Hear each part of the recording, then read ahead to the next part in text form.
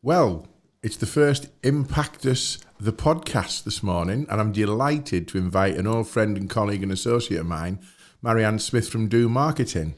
Marianne, welcome. Good morning. How are you? I'm very good, thank you. Good. A little bit nervous on the first podcast, but hopefully No we'll get better. pressure whatsoever. None whatsoever. Listen, the reason I invited you around, apart from the fact that, we go back a long way, is that you've got something interesting on your website which says why marketing and your customer journey is the first place to start. Why mapping your customer journey is the first place to start in marketing. Now, what I'd like to do is ask you a few questions around that, if that's okay. Yeah, sure. I'm going to start off with the fact that, you're an expert in all things marketing, and marketing is one of those subjects that people have a view on and that kind of thing, brand, etc. But in particular, you've got a passion for and an interest in the whole sort of internal marketing piece. So do you want to expand on that and where that passion and interest come from? So if we start with where it came from, so my background is as an internal marketing manager, so I was never agency side. I would be the one that the directors would say to me, right, this is where we are, this is where we want to go to, put the marketing plan together. So I was very much on the leadership team, part of, the people who were out there, the eyes, the ears, the relationship builders. So as an internal marketer, I could see the frustrations from within, from the business owner's point of view, but also the team's point of view as well. So I guess when I started off on my journey in marketing, it was a case of, well, I don't want to be a marketing agency working from the outside in. I want to be from the inside out. So I guess that's where my passion came from, and that's what I've been doing since I set up Do, 6 or 7 years ago. Okay, so in terms of one of the services that you provide, we recently met up to talk about a project for a client, and this is a focus on what you call the customer journey, and in particular that customer mapping exercise. That doesn't really sound like marketing to me, to be fair, and I just wonder what you think that's all about and why that fits in the marketing piece or customer mapping particularly. Okay, so I get that question a lot because I think people see, they see my website, they see Do Marketing, so they kind of, expect me to talk about social media website, which is their perception of what marketing is. So when I meet them for the first time, and I talk to them about the customer journey and just explain that marketing fits right across the stages. So, it's pre, it's during, and it's post. So how you attract people in and how you retain them. So, there's lots of stats around how, cost effective it is to keep your customers and keep them happy, but still people are focusing the marketing efforts on attracting new people in. So there's marketing elements at each stage of that customer journey. And it's just making the business owner or the directors realize that actually we can do this. It isn't just about having that marketing knowledge, it is just about getting them from one stage to the next. And, with a good plan, they can do that. And a lot of the ideas do come from them. So I think it is just about that perception of what people think marketing is from all the noise that's out there. But just make them realize it is about the customer. It is about the customer journey that they're going to move. You're going to help them move from one stage to the next. And at the last stage, they're going to shout good things about you, which, as you know, gets you more business because you've got that word of mouth and referrals. And Okay, well, I mean, I know you start with that in terms, you've got a card system, haven't you? Yeah. So you'll go in and do something of a workshop or an analysis and things. Yeah. Do you want to explain your cards? Cards, and it's not a card trick, but it's how you use your cards to map things. So when I walk into a client's office, they always think they're going to get a nice cake or something because I have this nice box. And inside the box are the Do cards, as you said. Mm-hmm. So it's 6 stages of the customer journey. So I'll get them out, lay them out on the desk, and then just start to talk to them about those stages. So first of all, it starts with awareness. So where are you? It's about being in the right place at the right time. What does the brand look like? What are people seeing when they look at you for the first time? And I'll always use kind of the analogy where, you've got Aldi's and you've got Marks and Spencer's. Aldi's know their market. You don't mind stepping over a box as putting the shelves right. Yeah. But you wouldn't get that from Marks and Spencer's. You wouldn't expect that. Okay. So then it moves them along the stages to, consideration, so that when it's not just being in the right place at the right time. It's that, I do have a need now. And then the next stage is a trial, which is a stepping stone. So I'm not quite ready to sign up yet, but, give me a little bit more to convince me. And then the next bit is the purchase. So how we make them feel, they've made a really good decision, that nice, warm welcome window in the first few weeks, how we look after them as a customer.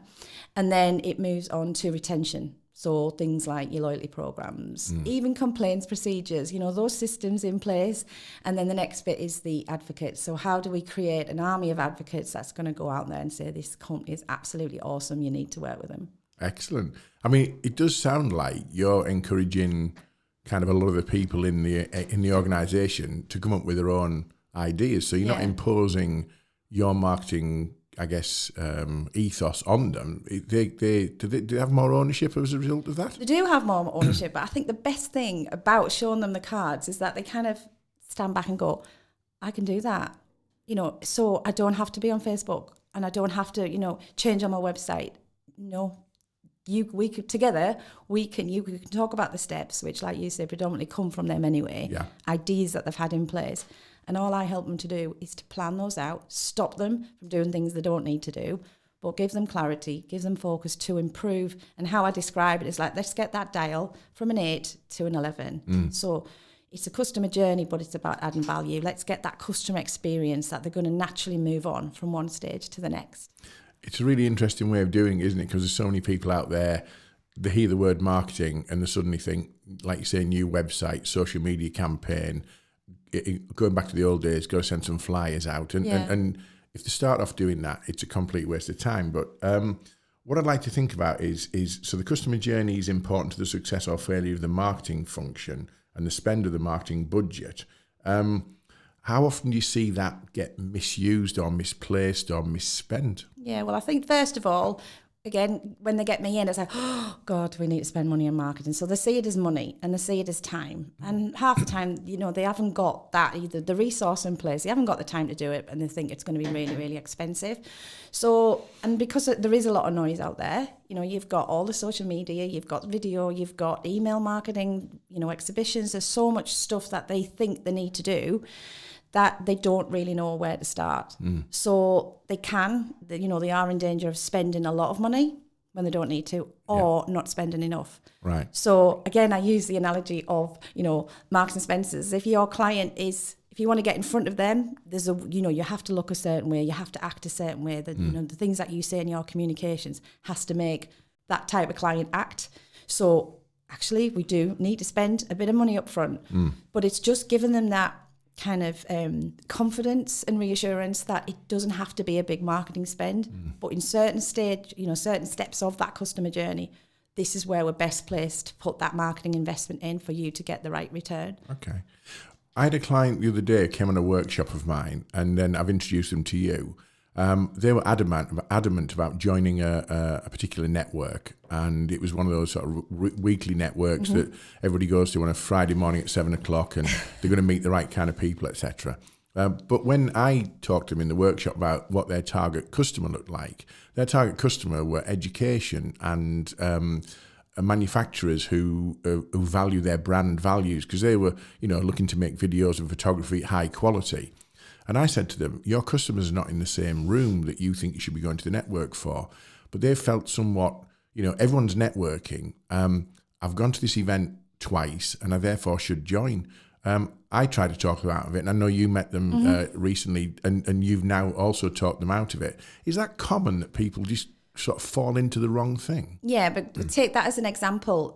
They were a relatively new company who, again, thought this is what we should be doing. This is what people are telling us we should be doing. So I'm going to jump straight into it.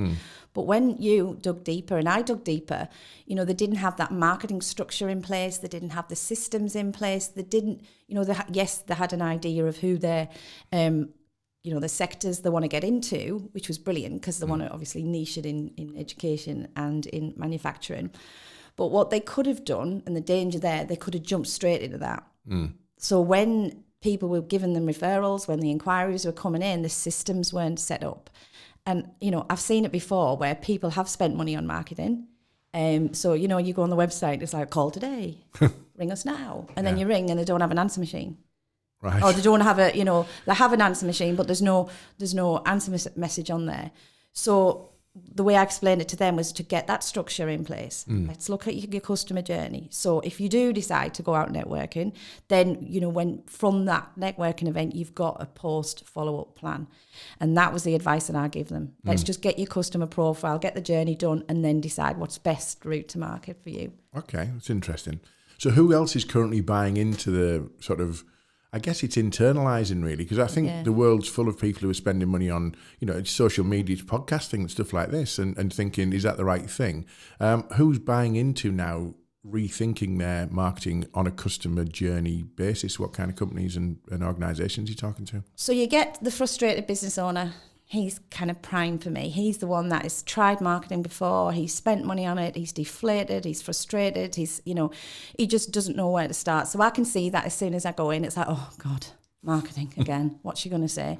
And then it's that, the business owner who wants to grow. They've got ambition, but they get marketing, they just don't understand it, but they want to understand it. They want to get behind it. It doesn't work when, if I meet a business owner who's, what's all this marketing rubbish and, what's it going to do for me? And I don't have a marketing budget, but I want thousands of customers, please. That kind of, funnily enough, doesn't work. Yeah. So for me, it's got to be the mindset of the business owner or the director that wants to grow the business, and they're hungry for customers, or they want to keep the clients that they've got because they really enjoy working with them. So that's when it works. But, larger companies will have their own customer journey, and they'll have a customer journey route for, different products. So they'll do different campaigns for different products. But for the small business owner, it's just about getting the fundamental customer journey right. Right. And then you can kind of look at that service and right, okay, let's create a customer journey for that service, and let's turn it up and get that customer experience right.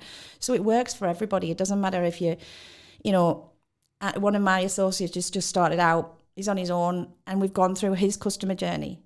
So my husband works for O2. They've got departments who plummet thousands and thousands into their internal communications and their internal marketing and their customer journey for the different products. So really every business needs a customer journey. Okay. So it starts, I guess, with it's a process, isn't it? And like anything, if you're starting a business, you need a business plan, you need to look at sales activity, etc. And all you're doing is putting the rigour of a process in place at the outset, or when they're ready to grow. So I do a lot of work with high growth businesses, and various programs that high growth businesses are attracted to through various universities, etc.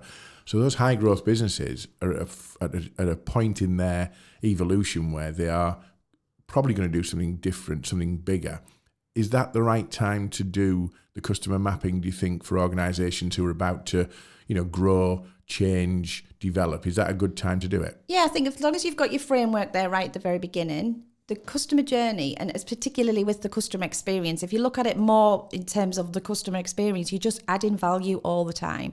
So for each of those 6 stages, particularly if you get your team behind it and to come up with more ideas, how can we make this even more excellent for our clients? So they, what they see on social media is exactly what they're looking for, what they see on the website. When they pick up the phone, how are we on the phone? When we go out to meetings, how do we present ourselves? When we convert it into business, how do we really look after them? So you just constantly add in value all the time.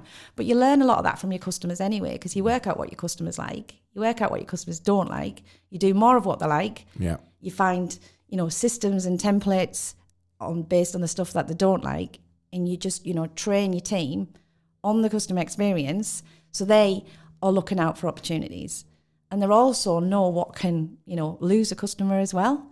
So the customer experience is for any company, and it's just about keep on adding value.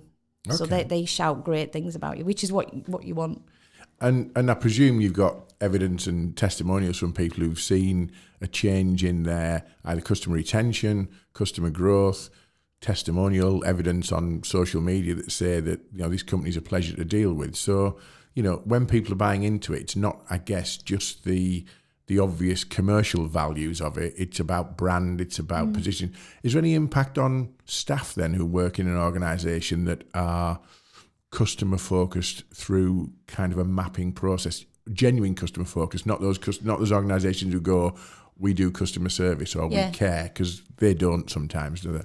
So I think with that, take a typical member of the team. They probably think marketing's over here and it's a buzzword and it's very scary, and no, I don't want to do marketing, I just want to get on with my job. But what they don't realise is them getting on with the job is part of marketing. Right. How they turn up at a meeting, how, a simple example, you've got a builder, so there is, the guy's done a quote, the receptionist could be amazing, then the guy goes out and his van's scruffy, You know, he's a bit late, he's a bit hacked off that day. The impact that he has on that job is crucial to doing a great job, and for that, Mr. and Mrs. Smith to shout great things about, we use this builder and the guy was brilliant, turned up on time, he was immaculate, he left things clean and tidy. That's what you want. So I think the two things I can say from that is, number one, from a business owner and director, the best thing I can hear from them when they say, I get it. Yeah.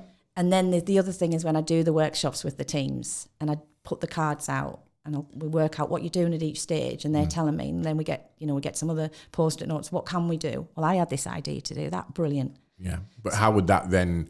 So they'd look at it and go, "I had a really good idea," but you want to map it and make sure that the idea has got legs, and that wherever people touch point in the business, it's going to work and it's not going to be negative, etc.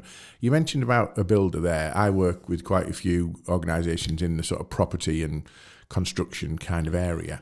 So let's take a construction site on a big job. So you've got your main contractor, you've got your client who is so let's say the client is an office property developer. Yeah. You've got your builder who is your guys, putting the building up.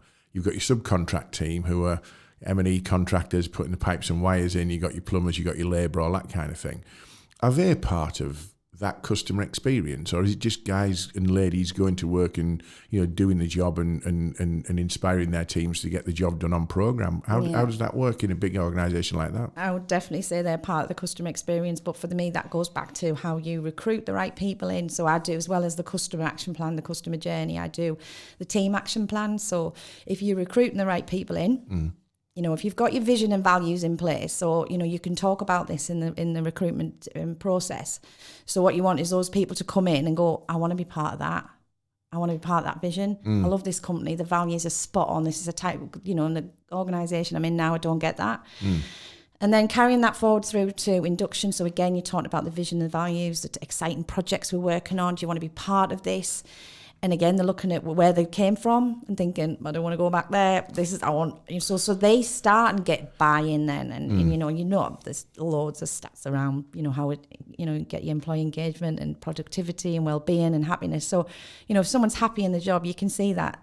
You can see that when you walk into a restaurant, if it's forced or if they're just generally happy to please. Well, I've got two stats I use in one of my leadership and workshop programs. One is that if you've got an engaged workforce, you get about a 15% natural performance improvement. Yeah. So if you're talking about, 8 staff who are really engaged in your business, that's an extra staff member. It's not cost you anything as a business to have that, except it's cost you a bit of culture, it's cost you a bit of investment, it's cost you a bit of a thought process around how do we genuinely want to create an environment where people want to come to work with a spring in the step, do more. It's not about working hard, it's not about actually putting them through the mill. It's more about them wanting to come to work and be better. Yeah. And that 15% performance improvement is sort of proven stat in the sort of leadership management world. So that's a really good benefit of that. And the other one is that 75% of people leave work through poor management. So poor management's about, you might have the best ideas, you might be quite creative, you might want to really invest in your customer experience.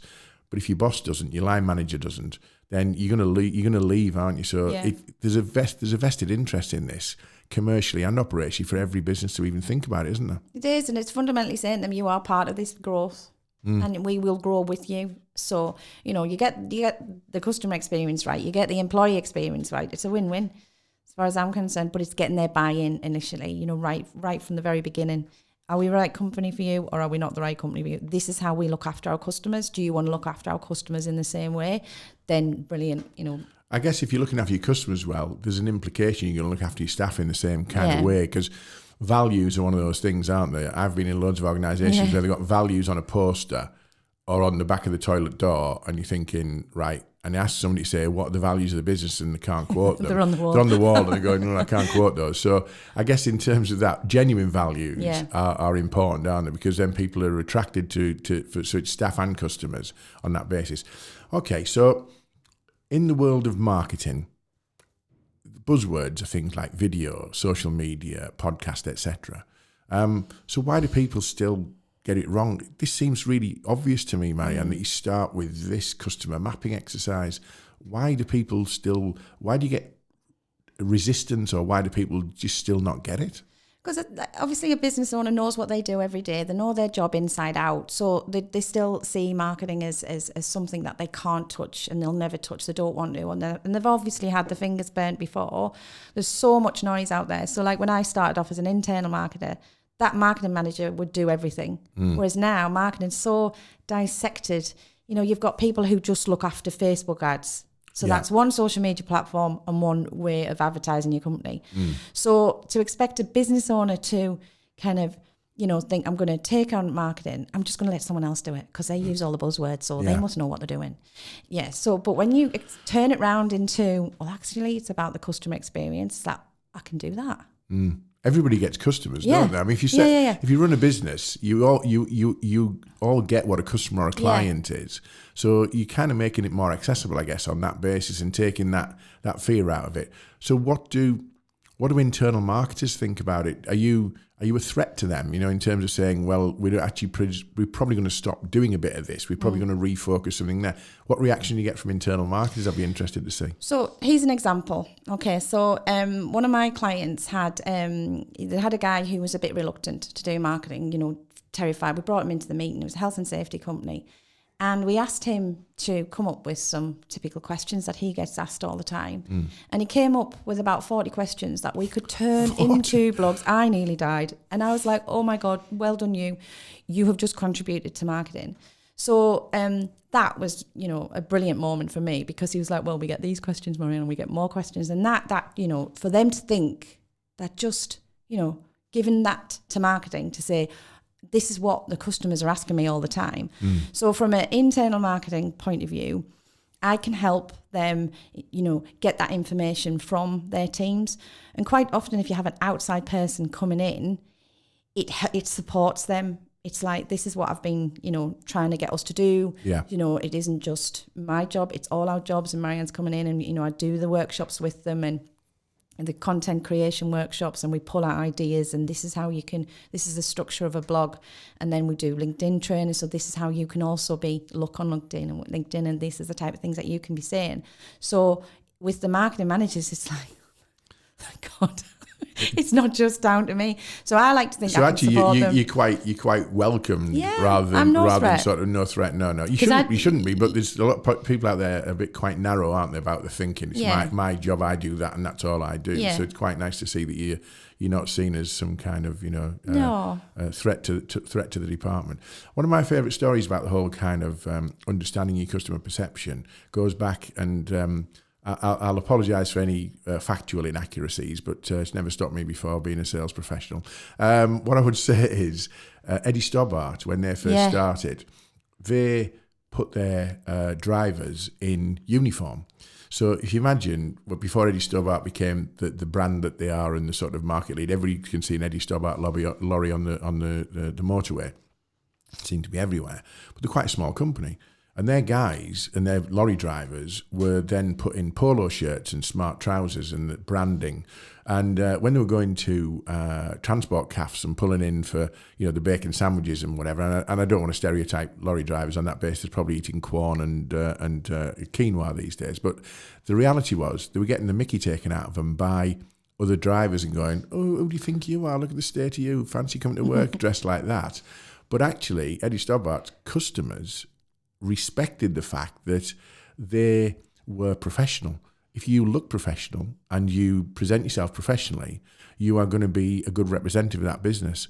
And their business flourished, significantly at the expense of the people who were sat in the transport cafe in the dungarees and the vest that hadn't been washed for months and that kind of thing. So now, if you look at the transport and infrastructure business, loads of them wear uniforms, and they were a trendsetter for that. And I guess someone somewhere in Eddie Stobbart saw that as what's the perception of the impact we have on our customers. I just like that story. I like that story. And I think as well, you know, you can imagine the Eddie Stobbart, you know, employee putting his uniform on in the morning and he's feeling quite smart and he's walking in there and he's representing your people are your brand. Yeah. You know, it's not just about what's on your website. It's not just the leaflets and the being at an exhibition. It's your people at the end of the day. You know, it's that experience that you get. People, you know, there's that saying, isn't there? People forget what you say, people forget what you do. It's about how you make them feel. Yeah. And that's, you know, that's just not, you know, places like Disney where they've got Head of Happiness. You know, you don't need to do that. You know, you just fundamentally get the experience right So if you are on the shop floor or you are the person in picking up the phone, then how you talk to that customer makes a massive difference. Yeah. Head of happiness, that's an interesting one, isn't it, really? That's what if they're not? Well, I was going to say, that's a hell of a challenge every day to be, that happy. I used to work with a guy who was, he called himself a motivational speaker. And I just said to him casually over a beer one night, I said, it's not your choice. And he said, I don't know what you mean. I said, it's not your choice that you're a motivational speaker. He said, I'm not with you. I said, no, you're not. Clearly you're not. I said, but you're a speaker. I said, the audience will decide if you're motivational. I said, it's almost quite arrogant to say you're a motivational speaker, because what if you don't motivate your audience? It's like someone saying they're a comedian. The first thing someone says is, tell me a joke. So he came back to me a few months later. He said, I've been thinking about that, Nick. He said, I've changed my brand and my business card. I now call myself an inspirational humorist. And I just laughed. I went, you've really got that wrong as well, but never mind. But, it is that how people perceive you, isn't it? And that kind of thing. So head of happiness is probably a step too far for most of our audience. You're not going to get that on the building site, are you? You're not going to get head of happiness on with a shovel in his hand digging a trench, are you? I wouldn't have thought, really. Maybe. If the sun's shining, maybe you will. Okay. Listen, I'm a small business owner myself, and I've been going a long time, and you do stuff, you learn from things, you try things out, etc. What would you say to any business owner, small, medium or large, is the one piece of golden thread advice that you give them if they're looking to do something with their business, with their brand, they're looking to drive it forward slowly, whatever? What's the one piece of advice as a marketing expert, internally and externally? What would you say they should be at least aware of or thinking of doing? Well, the thing they should be thinking about is their best customer. If they make them money, if they make them happy, if they make them proud. So who is that person? And really visualize that person. I love working with him or her. They do everything right. If I could have 2 more of them, 3 more of them, 20 more of them, and then think, well, how can I keep that person? I don't want to lose that person. So what I'm going to do, again, going back to my dial it up to 11, I'm going to keep everything I do, I'm going to dial it up to 11. So I think if you think of your best customer, how I'm going to look after them, and then you look after 2, 3, 4, it's endless. Just give them that experience that brought them into the business first of all and is keeping them there. Really, really simple advice, that really powerful as well. Flipping that on the other side, I know I've spoken to you before about doing the same with who's your best staff member. Yeah. What does your ideal staff member look like? Do you want to explain a bit about that? Yeah, so that idea came from a client who I've worked with for many years, and they were really, really busy. So it was a case of, we don't need more customers. We need another, John. And I said, tell me about John. And he's honest, he's reliable, he's trustworthy, all those things. I said, you've just named your values. And he says, Marianne, get me more Johns. And that's like, well, get me more customers, just grow my team with more Johns. Yeah. And that's as easy as getting more customers if you look after them right. Okay. And that comes down to when you're recruiting, what you're looking for. A lot of people recruit in their image, don't they? Yeah. And rather than recruit for what they need. So, business owners, they like certain people. They like people who maybe like them. But actually, it's about recruiting Johns, isn't it? Or Janes. Yeah, could you put John or James or Jane in front of that best customer that you've just thought about? And if you can, then, that's step one. Let's make sure it carries on right through the recruitment process. Set us on fire in the interview. That first 3 months, we know it's a winner we've got. Let's go out and find more Johns. And I guess from growing your business point of view, sort of a final point, I guess, is if you're a business owner and you've got Johns and Janes in your team, it's less work for you because you're not always going to be the face of the business, because you can trust your Johns and your Janes to go out and build those relationships. So definitely it helps, I guess, in terms of delegation, building trust and developing career paths for your team, doesn't it? And it saves you a lot of money, because we all know how much it costs to recruit people in. Another stat I like to use, it takes 26 weeks to get someone up to full productivity. So you think of the impact on, the team members, the managers, spending time with that person. So getting you right, building the right team is fundamental to, your customer experience, the whole employee experience, and growing the business. Excellent. So for me, the work, the 2 journeys that need to work in parallel. Okay. And so far, none of that is talking about joining a networking group, doing a Facebook ad, spending money on, video or podcasts, etc. All of them have got a place, but it's only got a place if it's part of that map. Would that be fair? That's fair. And I think as well as if your customers are on podcast, if they're on video, if they watch video, if they're on Facebook, if they're on LinkedIn, just be there, but do it well. Don't try to do everything. Focus on the right things and do it really, really well so you impress them. And then later down the journey, you retain them because you're keeping on impressing them. Marianne, that's been an absolute pleasure. We'll put your contact details on the back of the podcast so people can get in touch with you about mapping their customer journey. Thanks, Nick. Anyone who's watching or listening, if you need some expertise, I'm sure you can see the passion that Marianne's got for that and actually the impact she's made. So thank you very much for being my very first guest on the podcast. Yeah, thanks for having me. I've enjoyed it today. So thanks, Nick. Excellent. Okay. Thanks. Well done. Thank you. Cheers.